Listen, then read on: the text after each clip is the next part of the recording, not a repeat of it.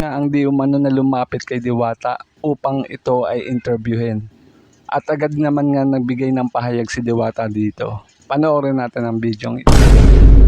Isang nagpakilalang basher nga ang nagpunta kay Diwata para makaharap ito at makuhanan ng reaksyon tungkol sa ginawa niyang pangbabash kay Diwata. Base nga sa babae ay basher siya mismo ni Diwata at nagpakita pa ito mismo ng video na ginawa niyang pangbabash kay Diwata para makunan harap-harapan si Diwata ng reaksyon tungkol dito. Kinunan nga din niya ito ng video para makunan ang reaksyon ni Diwata sa kanyang ipinanood. Ito naman ang naging sagot ni Diwata sa kanya. Pakinggan natin.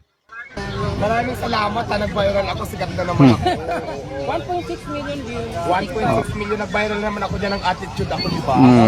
Kahit naman sa video ko may attitude siya na nag-viral din. Wala akong pakialam kung negative man yun o positive yung mga videos. Wala akong pakialam kasi alam ko bakit. Hindi naman ako nakatutok dyan, sa negosyo ako nakatutok.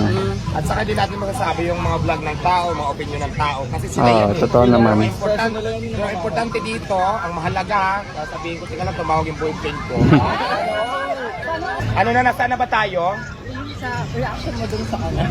Okay Ganun lang yung sagot niya, no? Hindi siya... I don't care kung negative pa yan, basta nag-viral ako. Sikat na naman ako, maluluka na naman kayo. Pasaway talaga. Pabiro lang ba? Pero no. So yun mga idol, supportahan din natin yung True Pump Plunge. Etong page na to, supportahan natin to. At sa Kapatirang Clothing, no?